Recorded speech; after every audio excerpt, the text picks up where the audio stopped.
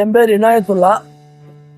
கோயம்புத்தூர் கோட்டைமேடு ஹிதாயத்துல் சாஃபியா ஜமாத்தினுடைய தலைவராகவும் கோவை மாவட்ட சுன்னத் ஜமாத் கூட்டமைப்புடைய பொதுச் செயலாளராகவும் இருந்து வருகிறேன். இன்று இஸ்லாமியர்களுடைய புனித நாளான 30 நாட்கள் நோன்பிருந்து இன்று புனித ரம்ஜான் பெருநாளை இன்று இஸ்லாமியர்கள் அனைவரும் புத்தாடை அணிந்து கொண்டாடி வருகிறோம்.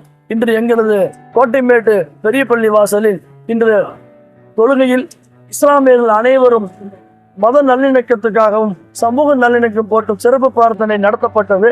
அத்தோடு இந்த பகுதியில் இருக்கின்ற 150 ஆண்டுக்கு மேலாக பிரசித்தி பெற்ற சங்கமேஸ்வரர் கோயில் அருகில் இஸ்லாமியர்கள் அனைவரும் எங்கள் ஜமாத்தார்கள் முன் வந்து இங்கே இருக்கக்கூடிய நம்முடைய திருக்கோயிலுடைய குருக்கள் எங்களை இன்முகத்தோடு வரவேற்றார்கள். அவர்களுக்கு இனிப்பி வழங்கியும் பரஸ்பரம் நாங்கள் சமூக ஒற்றுமையை வலுப்படுத்தி நாங்கள் மகிழ்ச்சியை பரிமாறிக்கொண்டோம்.